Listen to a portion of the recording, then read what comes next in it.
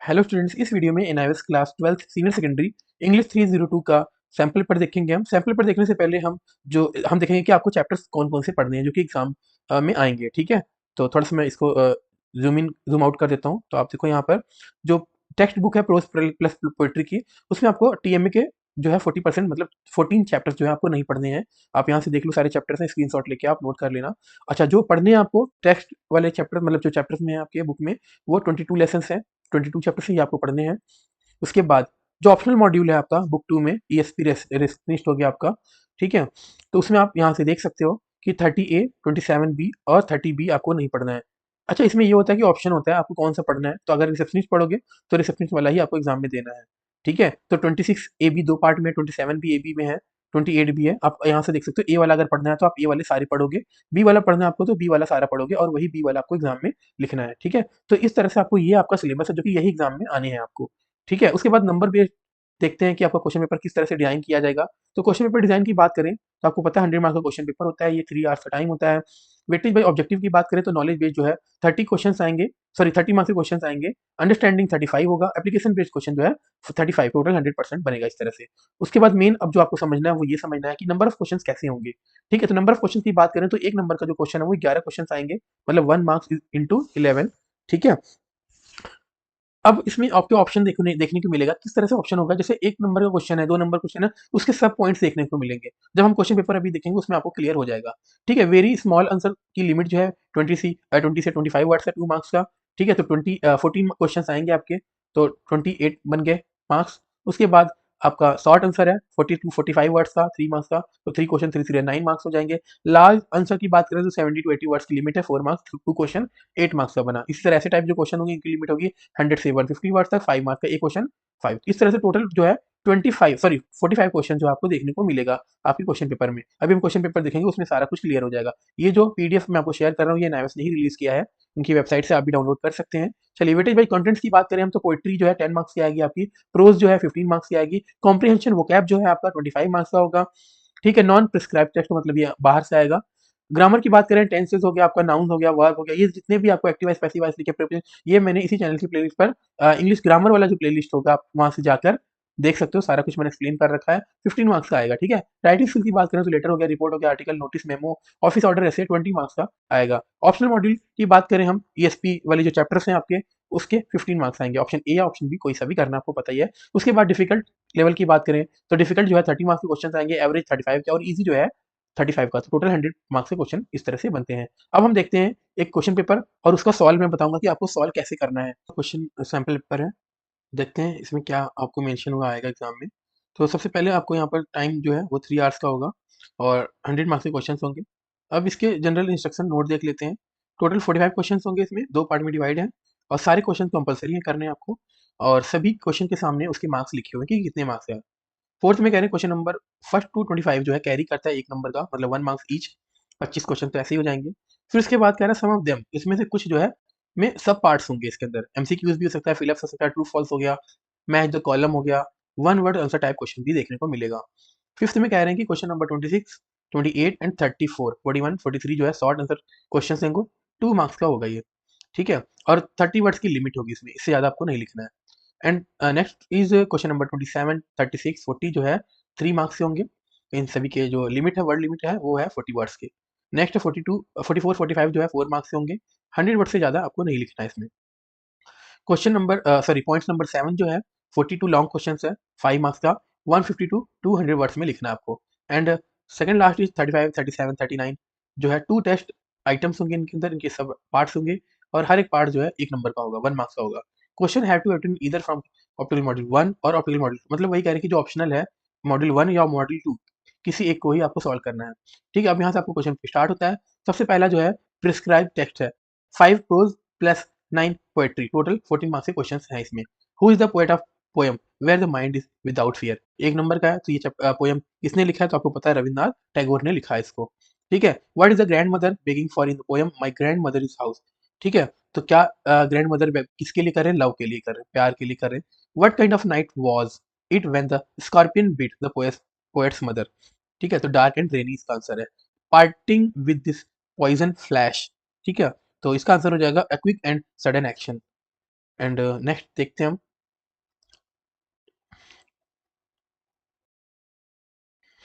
Of diabetic tale in the dark room, what is the meaning of the word flash. जो हमने इसके back side पर यहाँ पर पार्टिंग विद पॉइजन फ्लैश देखा था, ठीक है, तो ये इसमें फ्लैश का मतलब क्या है ये पूछ रहे हैं, ठीक है। तो फ्लैश का मतलब आपको बताना है क्विक एंड सडन एक्शन, हमने देखा था। उसके बाद फोर्थ क्वेश्चन है, what does the phrase narrow domestic walls mean. Phrase narrow domestic wall का मतलब क्या होता है ये आपको बताना है। तो नैरो माइंडेड है ना, आपने पढ़ा होगा पहले, ऐसा आइडिया जो प्रेटी हो और नैरो माइंडेड हो। इस तरह से आपको देखो क्वेश्चन देखने को मिल रहा है यहाँ पर। क्वेश्चन नंबर 5 भी ऐसा है। एंड क्वेश्चन नंबर 6 एंड 7 की बात करें हम, तो इसमें आपको पैराग्राफ मिलेगा, ठीक है। इस पैराग्राफ को आपको पढ़ना है, ठीक है। फिर उससे रिलेटेड यहाँ पर इसके आंसर्स लिखने हैं। ये आंसर ट्रू फॉल्स में है। अब ये आंसर ट्रू फॉल्स में किस तरह से होंगे, टोटल 3 क्वेश्चन होंगे। इन तीनों क्वेश्चन में से कोई 2 करने हैं आपको, ठीक है। इसी तरह आपका सेकंड भी उसी से रिलेटेड है। यहाँ पर आपको इस पैराग्राफ से एक वैल्यू दे दिया गया, मतलब एक सेंटेंस दे दिया गया, wage earning machine is refer to people, किसके लिए है उसका आंसर आपको यहाँ से लिखना है, ठीक है। तो उसके बाद आपको यहाँ मैच द फॉलोइंग हो गया। 4 मार्क्स है, ये 4 क्वेश्चन है। नेक्स्ट है choose the correct alternative. Correct alternative बताना है आपको, 2 नंबर का 2 क्वेश्चन है यहाँ पर, मतलब एमसीक्यू टाइप का है ये। सेक्शन बी में नॉन प्रिस्क्राइब टेस्ट है, आपको अनसीन पैसेजेस मिलेंगे यहाँ पर, ठीक है। इसमें क्वेश्चन नंबर 10 एंड 11 आएगा। अब देखिए 10 में आपको फिलअप्स है, वो पढ़कर आपको लिखना है। 4 क्वेश्चन में से 3 करने हैं, ठीक है। नेक्स्ट है choose the correct alternative any 3। ये सेम इसी तरह यहाँ पर आपको 4 क्वेश्चन मिलेंगे, ठीक है। और आपको 3 को सॉल्व करना, मतलब एमसीक्यूज है, आपको करना है सॉल्व, ठीक है। फिर नेक्स्ट 12 और 13 भी अनसीन पैसेजेस है, उसको पढ़कर उसके आंसर देने हैं, ठीक है। तो पहला क्वेश्चन जो है ट्रू फॉल्स बताना है। टोटल कितने दिए हैं यहाँ पर 7, करने कितने हैं सिर्फ और सिर्फ 5, ठीक है। 5 क्वेश्चन करने आउट ऑफ 7। नेक्स्ट है choose the correct alternative if any one. अब यहाँ पर एमसीक्यूज है, आपको 4 ऑप्शन में से कौन सा ऑप्शन सही है, पहला दूसरा सही है, पहला तीसरा सही, वो टिक करना है। इसी तरह सेकंड क्वेश्चन है। नेक्स्ट आगे ग्रामर। ग्रामर पहला है आपको my family in Bhopal for 5 years now, ठीक है। अब यहाँ पर आपको बताना है कि हैज लिव्ड आएगा, हैव बीन आएगा, या हैड लिव्ड आएगा। तो अगर आपने ग्रामर सही से पढ़ा है तो आप आसानी से इसके आंसर बता सकते हो। अब यहाँ पर देखिए टेंस कौन सा है, यहाँ पर है फॉर 5 ईयर्स नाउ, मतलब ये आपका जो है परफेक्ट कॉन्टिन्यूअस टेंस है। अब प्रेजेंट का है, पास्ट का है, ये आपको बताना है। तो आप देखो यहाँ पर हैज बीन आया है, तो ये प्रेजेंट का कॉन्टिन्यूअस है और कोई तो है नहीं, इसलिए यहाँ पर बी ऑप्शन सही होगा, has been living in Bhopal 5 years. तो प्रेजेंट परफेक्ट कॉन्टिन्यूअस टेंस का ये है। फिर द वाइंड हैवली यस्टरडे, अब यहाँ पर ब्लोज आएगा।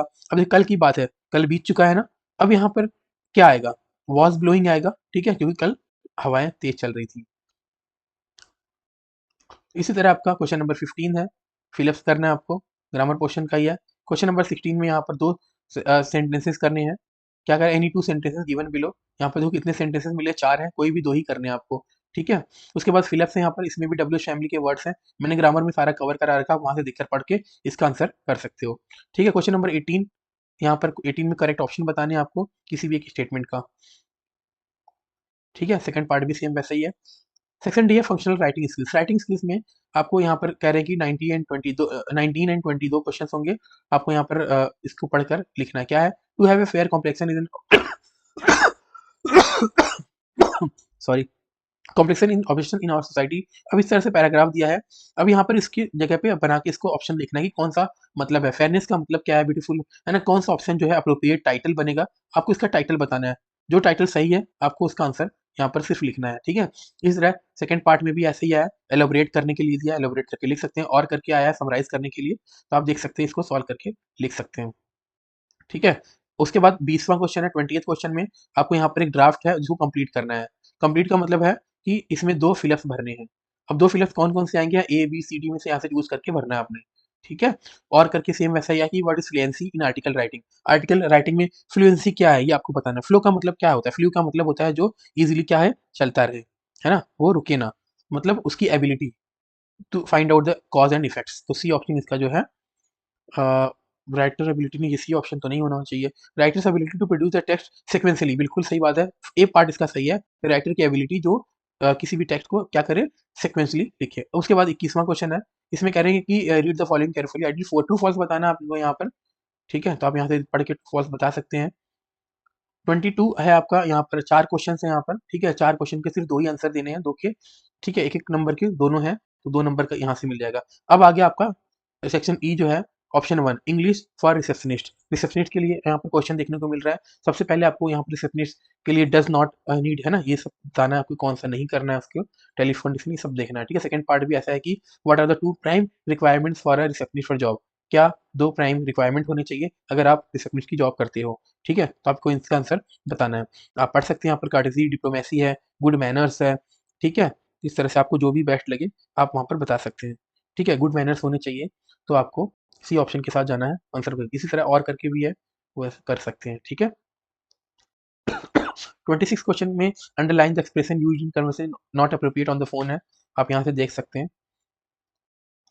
और करके भी आया है। 25 में आपको सूटेबल टाइटल सूटेबल है ना, चूज करना है केयरफुली कि कौन सा टाइटल जो है सब टाइटल होगा सूटेबल करेगा, ये आपको बताना है। सॉरी, यहाँ पर आपको एक मिनट पढ़ लेता हूँ। Arrange the steps of telephonic, अच्छा टेलीफोनिक कन्वर्सेशन है, यहाँ पर इसको अरेंज करना है कि कौन सा पहले आएगा, ठीक है, ये आपको बताना है। तो आप यहाँ से देख सकते हैं, सबसे पहले ग्रीट से, हाँ ग्रीट करोगे तो थर्ड नंबर जो है सबसे पहले आना चाहिए, तो सी और डी में से कोई एक सही होगा, ठीक है। और हम पढ़ते हैं क्या होना चाहिए, ऑफर्स हेल्प होना चाहिए, ऑप्टेन कॉलर्स आइडेंटिटी होनी चाहिए, नहीं ऑफर्स हेल्प करने के लिए पूछना होगा ना कि हम आपकी क्या सहायता कर सकते हैं, है ना। तो थर्ड और फर्स्ट, तो सी ऑप्शन जो आपका सही है यहाँ पर, ठीक है। इस तरह से आप इसे अरेंज करके बता सकते हैं। सेकंड पार्ट में भी कुछ ऐसा देख सकते हैं आप। सेकंड ऑप्शन जो है आपका ईएसपी फॉर ऑफिस यूज के लिए है, सेम वैसा ही पैटर्न यहाँ पर आप देख सकते हैं। वीडियो को पॉज करके नोट कर सकते हैं। अगर पीडीएफ चाहिए तो कमेंट करके आप बता देना, मैं पीडीएफ जो है अटैच कर दूंगा, आप वहां से डाउनलोड कर सकते हैं। पार्ट बी प्रिस्क्राइब टेस्ट है, ठीक है। ये चैप्टर के क्वेश्चंस आ गए यहाँ पर। पोएट्री प्रोज 11 नंबर के क्वेश्चंस आए, आप देख लो। ऑप्शन है तो आपके लिए काफी बेस्ट हो सकता है, जो आपको आता है वही लिखो।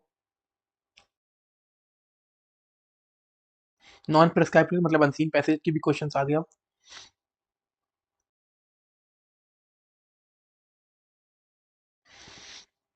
नेक्स्ट है read the following passage carefully and make summary. अब इसको पढ़ के आपको इसका समरी बता देखना है, ठीक है, समरी बनानी है इसको शॉर्ट में।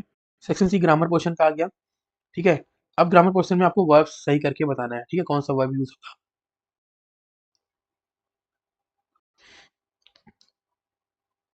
नेक्स्ट आपका फंक्शनल राइटिंग स्किल्स के लिए आ गए यहाँ पर। लेटर राइटिंग आया हुआ है 3 नंबर का, 3 मार्क्स का। 41 में आपको कह रहे हैं कि कोई अटेम्प्ट करना है एक ही, तो मेमोरेंडम दिया हुआ है, आपको इसके ऊपर के इसका आंसर लिखना है। 42 का क्वेश्चन इस तरह से है। सेक्शन ई जो है इंग्लिश फॉर रिसेप्शनिस्ट वाला है, 43 एंड 44 आप देख सकते हैं यहाँ पर, ठीक है। एंड द लास्ट पेज है ये 45, मैसेज लिखना है। ऑफिस यूज के लिए 43, 44 एंड 45 क्वेश्चन है। यहाँ पर आपको इसके आंसर लिखने हैं, 20 से 25 वर्ड्स में 1 नंबर के 2 क्वेश्चन करने हैं। अब यहाँ पर आपको 2 पैराग्राफ दिए हैं यहाँ पर, इन दोनों पैराग्राफ को सॉल्व करना है, कोई एक करना है आपको, 4 नंबर का है ये। 45 जो है यहाँ पर ईमेल